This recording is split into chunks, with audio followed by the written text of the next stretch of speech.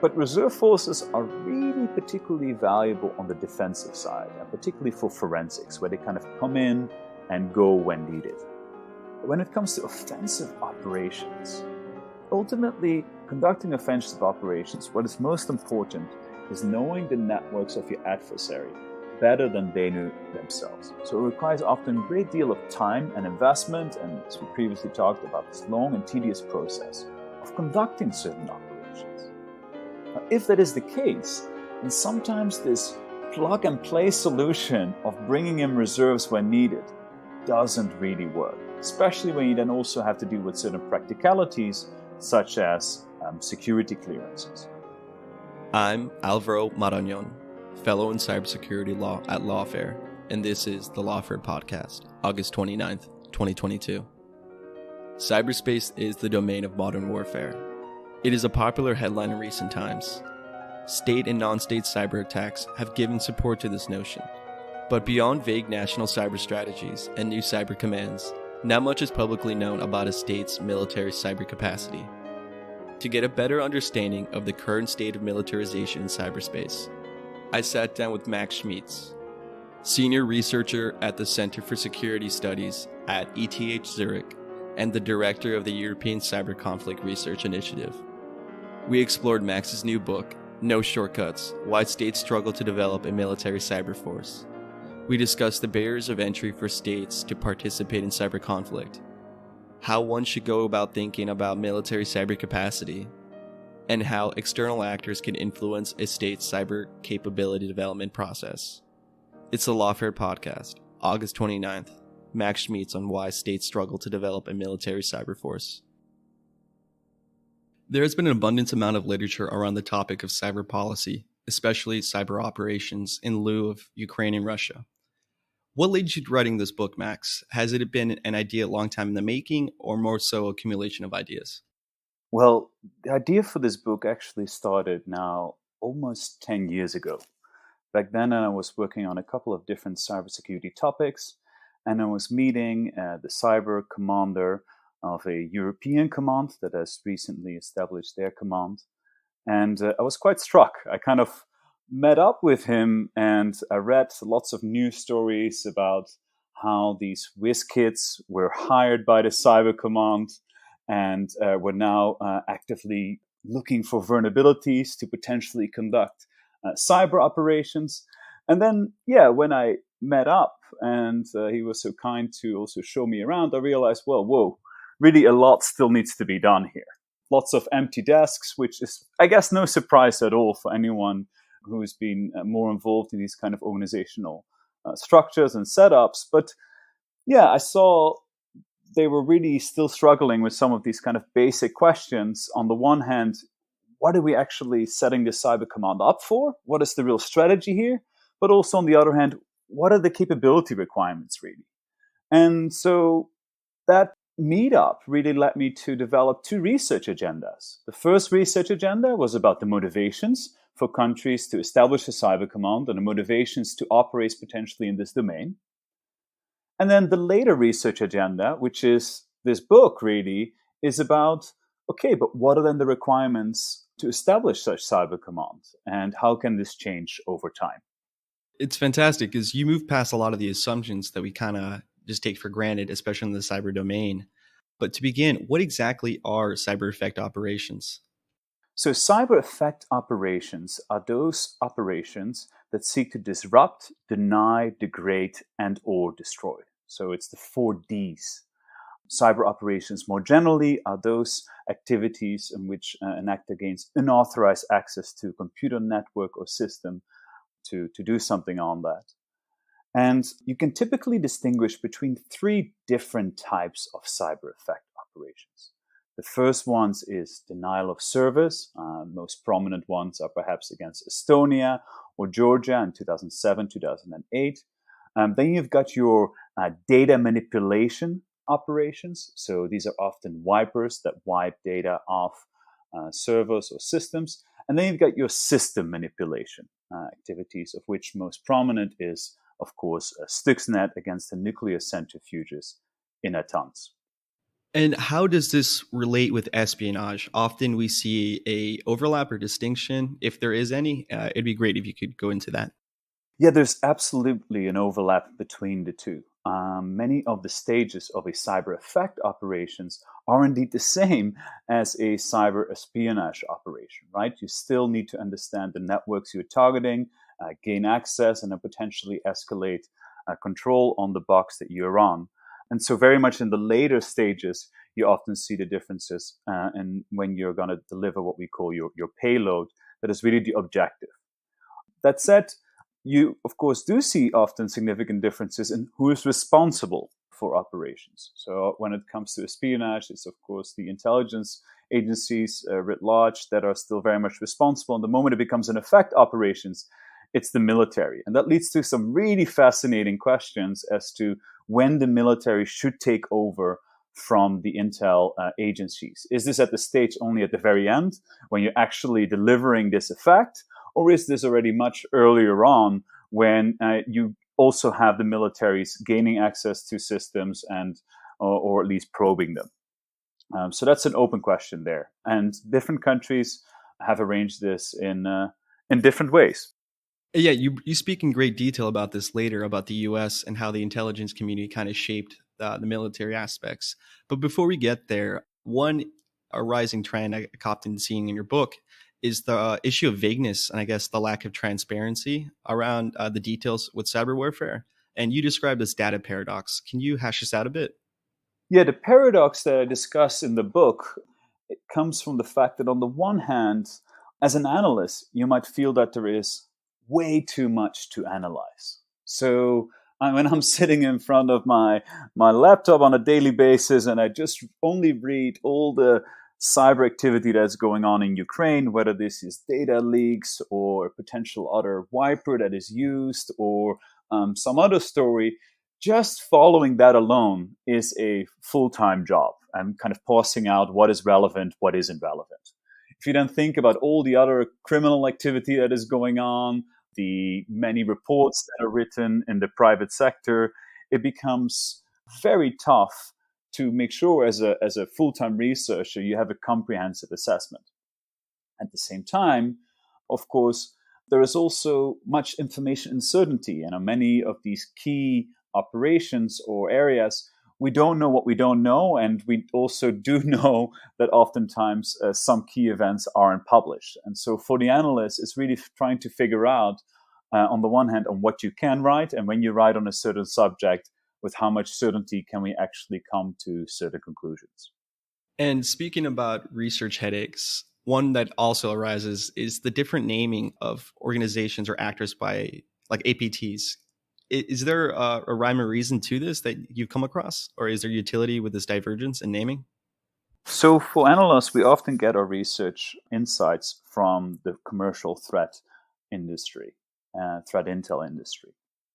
And indeed, different threat intelligence companies such as FireEye or CrowdStrike, or also Microsoft and Google Tech, will use differing naming conventions for the clusters of activity that they are analyzing.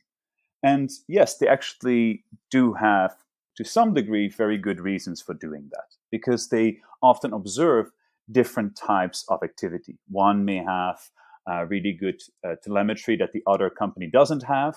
And so you're basically giving your own names or labels to certain threat actor activity to ensure that you basically saying, well, this is based on our analysis and the kind of picture that we are seeing. It also gives them then the opportunity when, let's say, one company thinks that maybe this group is splitting up or evolving, and the other threat intel organization doesn't think that that's the case, you basically keep your authority to say, well, we're going to stick with our name. Whereas if you're taking the name of someone else, you don't have that control anymore. There are also, most obviously, marketing reasons. Yes, there is a clear benefit of having your name in the media and perhaps not that one of another company. And to some degree, that might lead to bad practices. At times, a company might want to rush to be the first to publish a report on a certain activity group to also make sure that their name or label that they've given to an actor is most frequently mentioned, but it doesn't necessarily mean it's the best report out there. And now we shift to your interesting dual observation, especially given the headlines we see with cyber Pearl Harbors and other impending attacks. Can you walk us through this? Yeah, so the dual observation that I start off my book with is the following. On the one hand, what we have seen is a growing number of countries that have institutionalized their military cyber efforts. So they've not only published a cyber strategy and a cyber defense strategy, but they've also published, or they've also often established a military cyber command to conduct the cyber effect operations. And whilst we have seen this trend with at least 40 to 50 countries publicly doing so, at the same time, we see relatively few countries actually conducting cyber effect operations. So the point here is not that we've seen few effect operations, but we've seen few countries conducting effect operations. A similar but follow-up question that you bring up is the conflicting discussion with two narratives, that cyberspace empowers weaker actors and the government's argument that small military branches are responsible for cyber attacks is insufficient. How do we interpret this? Is it this binary? No, it isn't, because cyberspace, as I've titled one of my chapters, is not a level playing field, right? So there are different requirements for different types of actors. And we often forget that when we ask, what are the barriers to entry in this space? Well, if you are a government that doesn't care about collateral damage, doesn't care too much of any other undesired effects, doesn't really think about complying to international law, may not feel the need sometimes to have its effect operations clearly coordinated with the intel, all of these kind of constraints that particularly many responsible cyber powers face, then operating in this space is much, much easier. So we see a disproportional increase of requirements based on each of the constraints that an actor faces.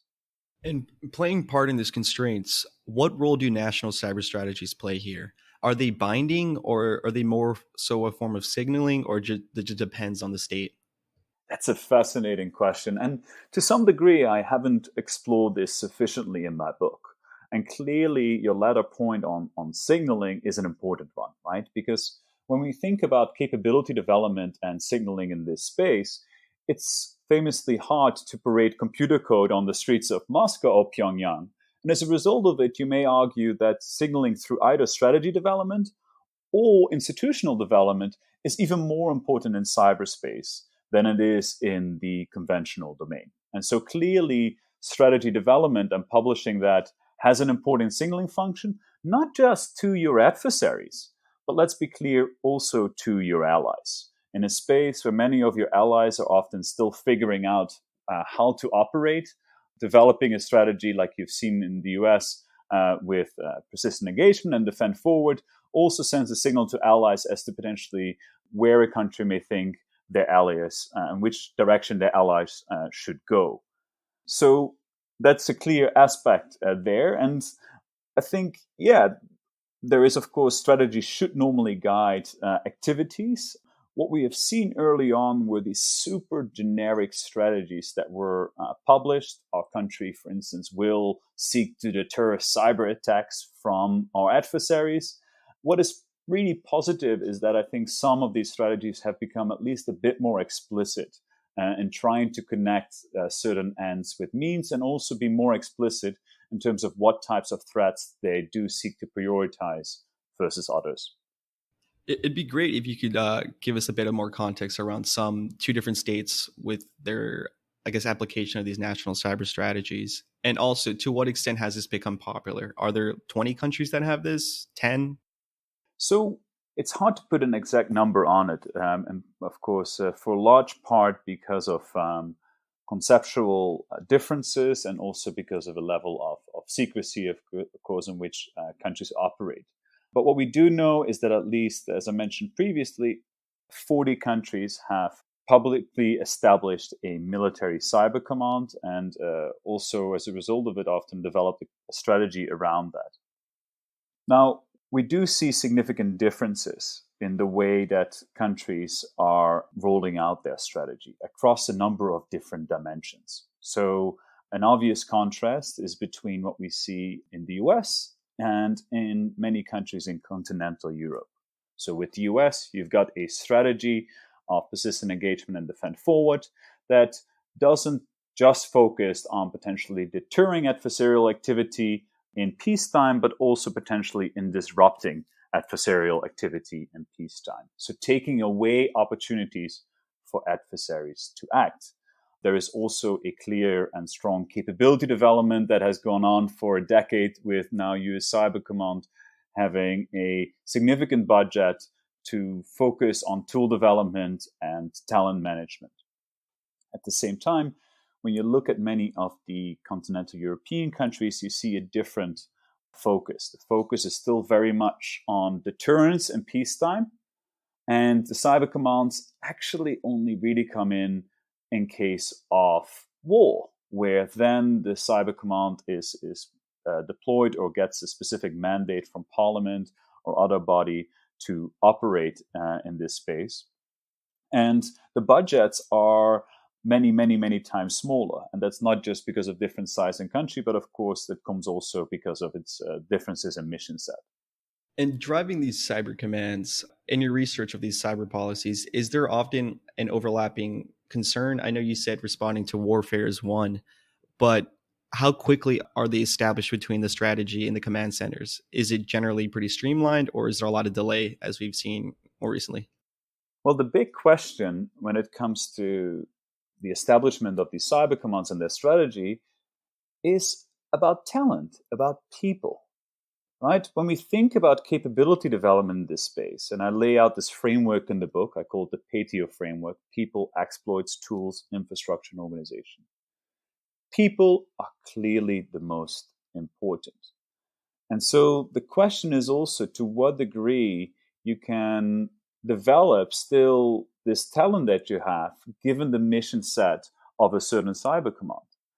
And you see that some countries struggle with that more than others. If you have a cyber command that in peacetime is not allowed to do intelligence collection, because that's then in the realm of the intelligence agencies, and can only fight in wartime, and in wartime is also not really allowed to gain access to systems, but only allowed to achieve an effect on those systems, well, then you may question, how are you going to develop your talent? They can do lots of trainings, they can go to lots of exercises, but it's hard for that talent to really nurture skills on a day-to-day basis, like a cyber command might be able to do that does have a peacetime mission and where there are a much wider set of authorities. Could you further explain this framework you discuss, in particular people? Often in the cyber domain, we talk about the need for a diverse and multidisciplinary workforce, but that again also is just tossed around. What specifically is needed with the people, or what type of environment? So when we think about people, what we often forget is the timing in which many military cyber commands were established. So many military cyber commands were established after the financial crisis, at a time of austerity and where there were significant budget cuts in the military. And so you saw in countries saying, well, we have to significantly reduce our army. We need to get rid of, for instance, our Leopard tanks, or we need to reconsider whether we're going to buy the F-35 from the US. But then at the same time, whilst you saw these budget cuts, there was also this feeling, well, we're going to invest in cyber as a perhaps, you can say, cheap substitute. And also in a way, well, with cyber, we can still be at the forefront of military war fighting that is only becoming more modern and only focuses on smaller and smaller units. Now, as this development has taken place, you saw not only countries over time realizing that this was a mistaken assumption, but also realized that they often made mistakes in the recruitment and training of their personnel. Because what happened with this downsizing of the general military forces and the establishment of a cyber command is that the talent, the technical talent, was then pooled into one or perhaps two organizations, right? So you're bringing your technical people from the different subunits to one cyber command. Now, in a way, you might think, oh, that's a good idea. We at least don't have to lay off those people. But at the same time, you create this perfect recruitment platform for the private sector. So many of them then, after a year or two, are not going to stay. And then you have basically created this funnel where much of your key technical talent has been lost. That also makes the situation a little bit tricky when it comes to partnering, and particularly on training, with the private sector. Clearly, collaboration with the private sector is essential. But there is a danger of having these early training courses that you've seen in a variety of different countries that were provided by the private sector.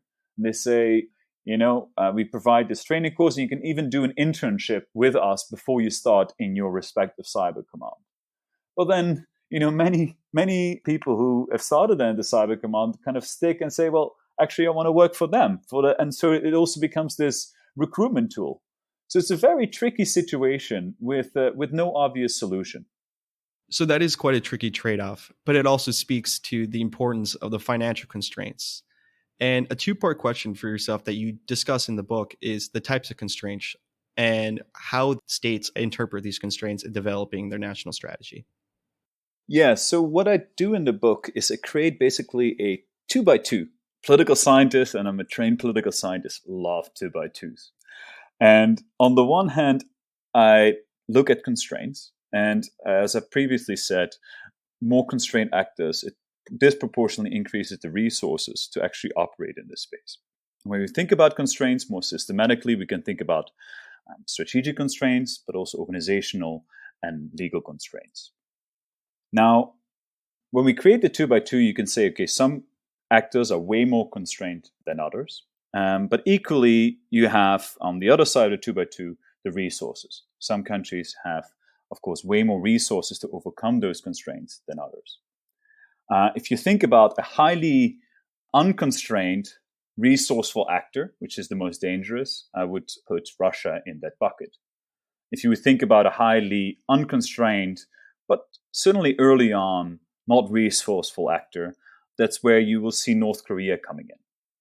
And if you think about constrained and resourceful, I would certainly put the US pre-2018 in that bucket. But what's interesting is this box of highly constrained, low resources. And in simple terms, I think that's where the majority of countries currently are, particularly across the Atlantic. They are highly constrained in that they really, really care about only conducting cyber operations at a specific point in time, have a very narrow strategic outlook as to when these operations should be conducted. Their legal understanding, often, of course, widely so, prevents them from operating where they are super concerned about undesired impact, and where you have a often dominant intelligence agencies that is afraid that some intelligence collection opportunities are lost. But whilst they are so constrained, they've poured relatively few resources in their cyber commands, creating now what I call almost paper tigers. Now, it doesn't mean that they can't operate at all, but it does mean that you have many of these organizations that exist on paper and, yes, have appointed maybe a general at their cyber command that has a couple of stars on their shoulder. But you may question to what degree, they can be at the moment effective in cyberspace. So moving beyond constraints, how do actors navigate this field, especially in the targeting process? It's really not as easy as saying, let's focus on X networks and do something next week, right? That's correct. Often cyber operations have very long lead-up times. And in fact, that's where most of the resources go into.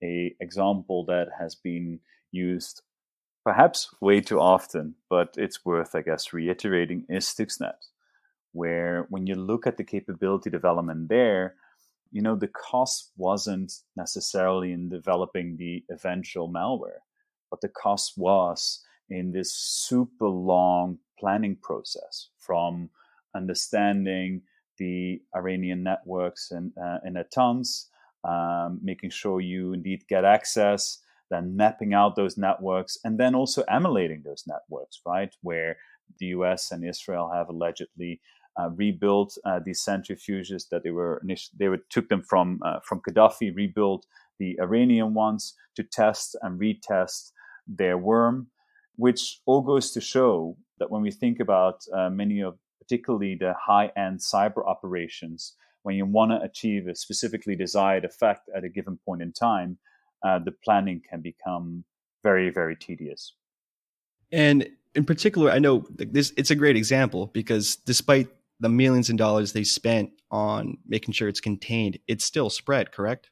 That's correct. Yeah, it's crazy. No, absolutely. And I mean, in that sense, you can make a strong case against self-propagating malware. If you think about norms of responsible behavior, one of the things that you may really want to put high on the list is avoiding any form of self-propagating malware, even if this has a payload that is only triggered for very specific systems or very specific nuclear centrifuges, because what we indeed saw with Stuxnet, that it got out, also infected systems in the US. Perhaps the payload wasn't triggered, but it still costed millions in cleanup. So yeah, it leads to interesting questions around responsible behavior.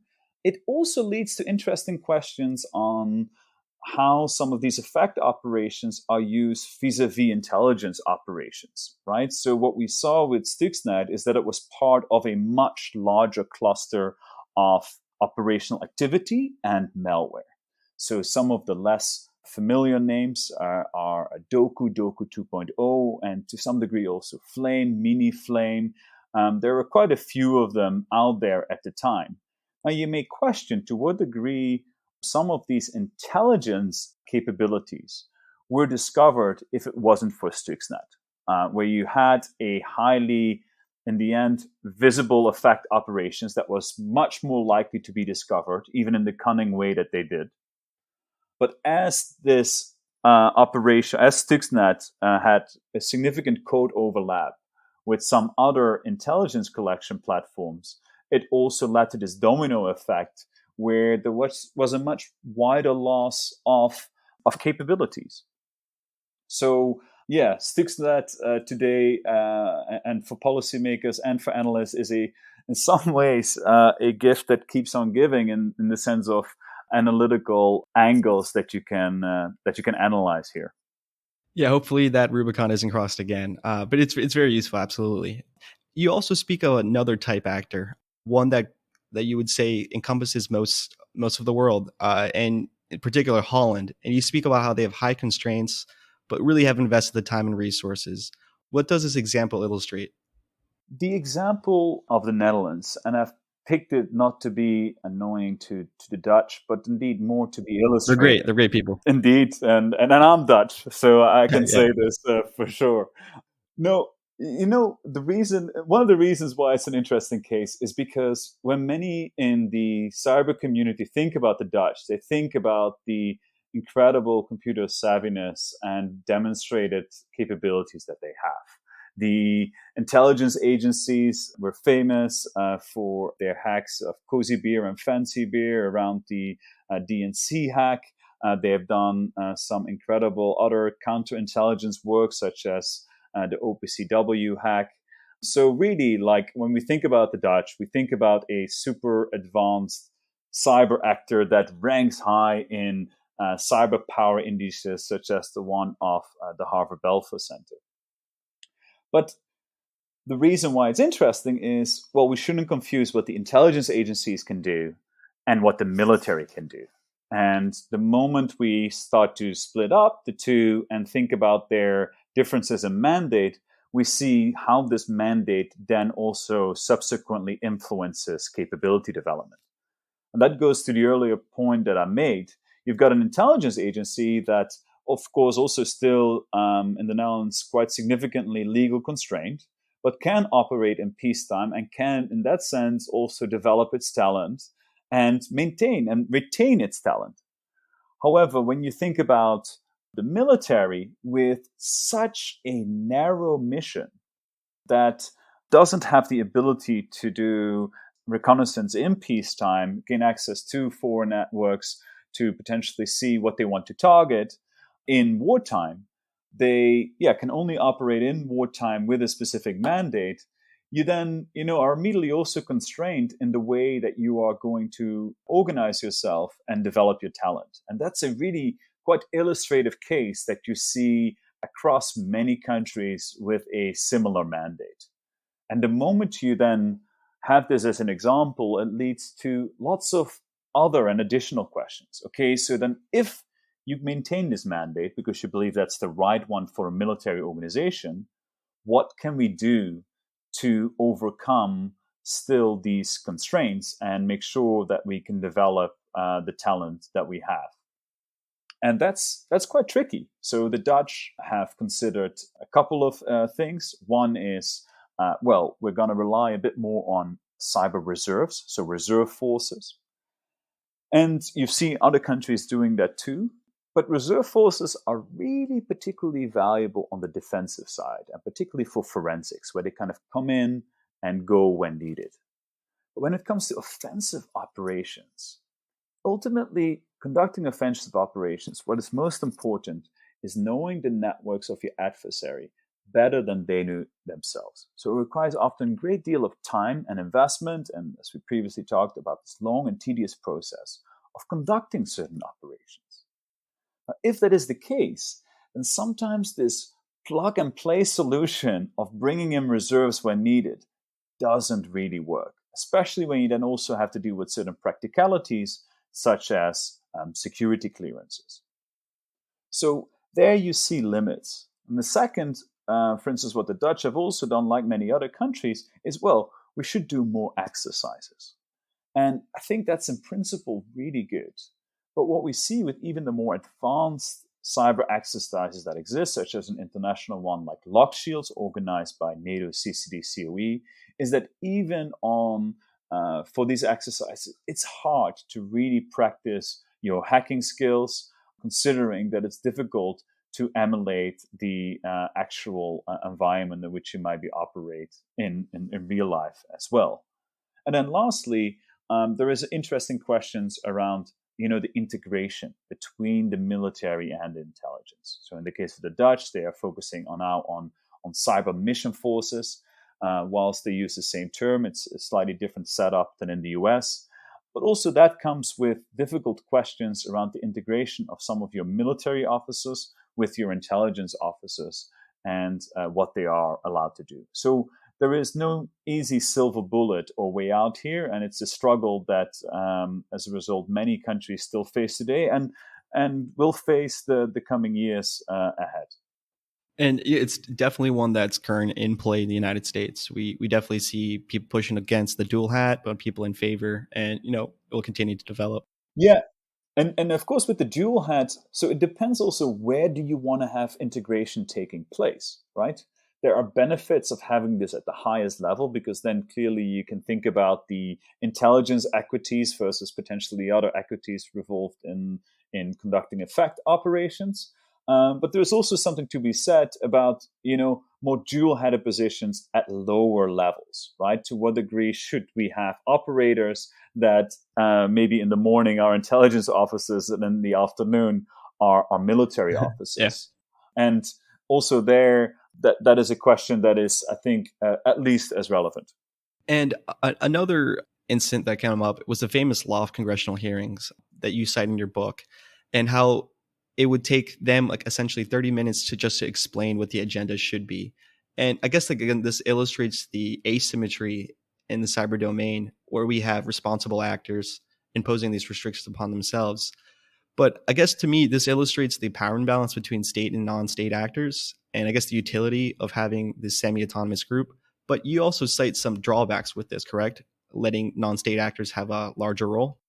Yeah, that's a very good point. And indeed, I thought to open up with the Loft, because anyone who has seen this hearing, and you can still play it out on YouTube, it's such a visual, interesting hearing where you see them sitting there. It's surreal, like out of a movie. Exactly. And describing this to, at that time, especially a group of policymakers with not having, of course, hearings on the subject on a weekly or monthly basis. And yeah, it shows the differences that either constrained or unconstrained states have, or indeed what some non-state actors have versus states. And it leads to two questions. One is, okay, then if states are so constrained themselves, to what degree can they then rely on non-state actors to conduct cyber operations for them? And that's a question that I only address at the very end of the book. And then the second one is a more general question that I don't really address in the book, but one that I'm particularly interested in right now, which is simply, okay, what are the resources then that non-state actors should have to be effective in this domain, and to what degree can you operate independently without state involvement and cause significant havoc? On the second, yeah, I am particularly skeptical for more responsible cyber powers to rely on what some would call cyber mercenaries, such as Tim Maurer, others would call cyber proxies. And the reason for that is because of a trade-off that you will necessarily have. When we think about this type of principal-agent relationship, with the state being the principal and the non-state actor being the agent, we know from the academic literature that you run the risk of, so to say, agency slacking, where the agent, i.e. the cyber proxy, is not doing what the state wants, when there are very high opportunities or very high degrees of potential information asymmetry. And this is what you really see in this space. It's really hard for a state to control these non-state actors, to specifically know what they're up to at a given moment in time. And above all, even whilst these information asymmetries are high, it's often then also not easy to punish them in case they do an activity of which the state doesn't want them to do, especially if they operate outside of their territory. So it's not, you're losing so much control over the operational activity that it's highly unrealistic to expect, particularly many of these, European cyber commands in the future to rely on non-state actors to conduct cyber operations for them. Yeah, it definitely becomes a little bit trickier with attribution, and also with like the collateral fallout we've seen with spyware and it's running havoc in Europe right now. Yeah, and so it's good to kind of distinguish, right? One is to say you can have non-state actors running operations for you, and the other, which is a really relevant question, to what degree can non-state actors help you in developing your capability, right? And then we have to kind of parse out what we are talking about here. So what I develop in my book is this framework that I previously mentioned called the PATIO framework. People, exploits, tools, infrastructure, and organization. Those are the 5 key elements to develop an offensive cyber capability. And when we then think through this, is the question, how can the private sector or another non-state actor supply in any of these 5 elements? And one thing that I think is important to recognize is that the focus has primarily been on the exploits and tools, where we have seen some opportunities, but there are also some significant disincentives for sharing, particularly or for trade. And it's not as efficient as some people have thought it to be. But where you see the biggest potential contributions from the private sector is actually on the infrastructure side, what many people see as the perhaps most boring part, but perhaps also one of the most important elements of developing capability. So what is the infrastructure side?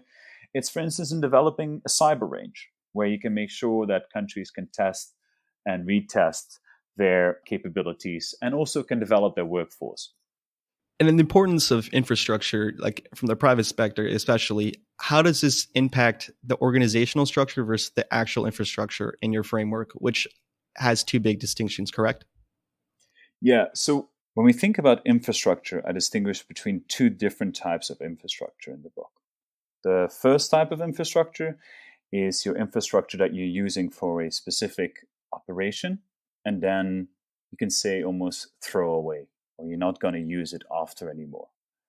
So you can think, for instance, about your command and control infrastructure that you're using to communicate with your target system. But then there is the more significant infrastructure that you are developing that you're not going to throw away after one operation. So this is your cyber ranges, which you use to test and retest your capabilities, to develop your workforce. It is also, most importantly, perhaps, your target infrastructure. So what we mean here is these mapping exercises that give cyber commands or intelligence agencies a very good idea of what they could potentially target in the future. Now, it's that second where we're talking about the costs of developing that are often not in the millions, but in the hundreds of millions. And people forget that. So when we think about, where the cost of developing an offensive cyber capability, people think about the procurement of maybe exploits and tools, where we are really amazed that a organization might spend $500,000 to $1 million on a certain exploit. But we often forget the amount of costs that go into setting up these cyber ranges or maintaining simply certain databases. So that's the kind of on the infrastructure side. And you can see, considering the cost of establishing such infrastructure, there is also a financial incentive, of course, a greater financial incentive for the private sector to play a significant role and to acquire significant contracts. So moving forward regarding the development of cyber capabilities, what are some processes that you'd say could expedite this? Is it just improving technology in general, getting the people in the right places, or is it more to that? There are a couple of things that can make a cyber command more effective in the future. And in the book, I discuss three. The first one is perhaps the most basic one, which is learning. Over time, actors can become better as they are doing potentially more operations and starting to figure out how to do certain things. You can very much see this with, for instance, the case of Iran, where early on the use of certain wipers, such as Shamoon, made some very basic mistakes. Now, they still make sometimes some quite basic mistakes, but you see that they have learned and potentially share best practices between teams, which helps them improve their operational capabilities. The second is one of scale. And scale is one that comes in on the infrastructure side, but it can also come in simply on the organizational side. So the moment you're starting to really develop your cyber mission forces, you can also allow for more specialization that you weren't able to do before. And then the third one is the broad category of technology. And the big question here is, well, what is AI going to do? Is this completely solve all? Exactly.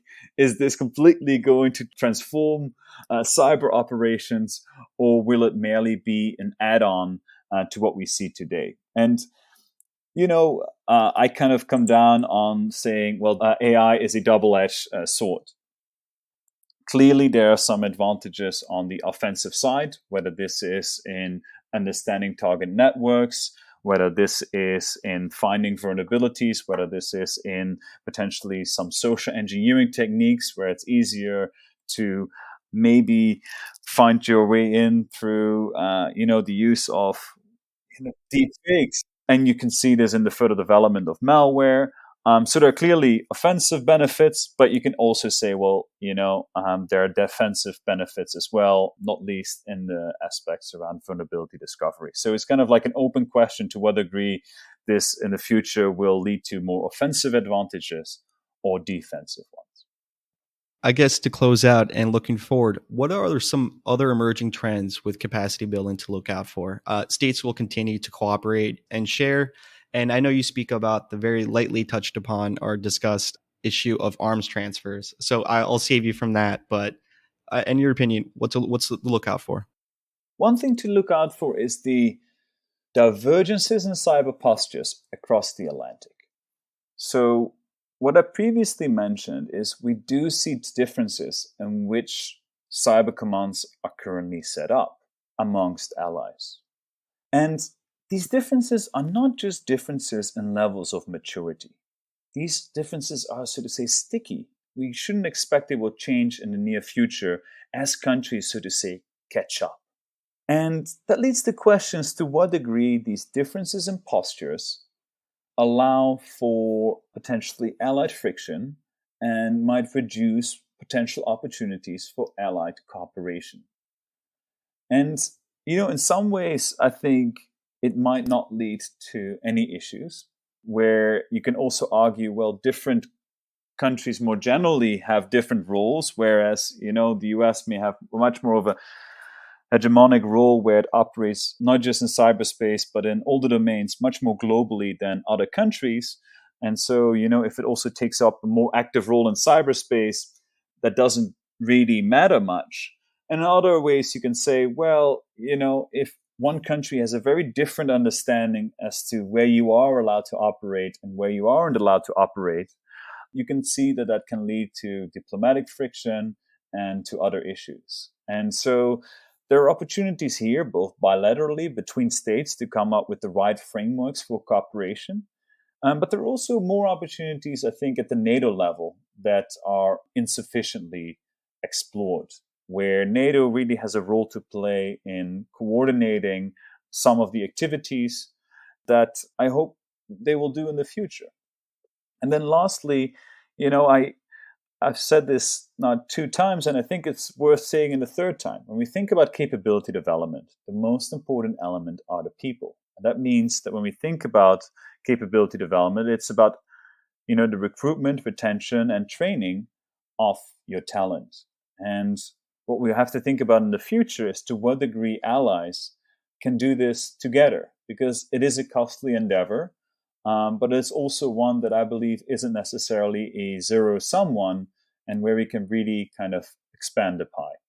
And I know this is somewhat maybe unfair to ask, but the US and European allies have a already existing framework to discuss and understand each other. But what type of signal does this send to the countries outside looking in, the countries who are developing it, let's say along Latin America? And how do they view this? Do they view it is it too late? Should they adopt a similar model, or is it a mixture of both? So Alvaro, I think this is a really interesting question. One of the things here is, to what degree do these countries look at 2 different models? Do we want to now take in a deterrence model that many of the continental European countries have, or do we want to follow much more of a persistent engagement model? The second is, to what degree can some of these differences be exploited? And the second one is one that I've already written on before. Perhaps the more mature adversaries might find ways to explore potential friction between allies, where you can say, well, if you want to operate in networks of certain allies, what does that mean for the US in how they're able to kind of disrupt this activity? Or to what degree does that mean that these countries have troubles coordinating in disrupting this activity in the future? Thank you, Max. You're welcome. A pleasure being on the show. The Lawfare podcast is produced in cooperations with the Brookings Institution. You can get ad-free versions of this and other Lawfare podcasts by becoming a Lawfare material supporter at patreon.com/Lawfare. You'll also get access to special events and other content available only to our supporters. Please rate and review us wherever you get your podcasts. Look out for our other podcasts, including Rational Security, Chatter, Allies, and The Aftermath. Check out our written work at lawfareblog.com. The podcast is edited by Jen Patiahau, and your audio engineer this episode was Jay Venables of Goat Rodeo. Our music is performed by Sophia Yan. As always, thank you for listening.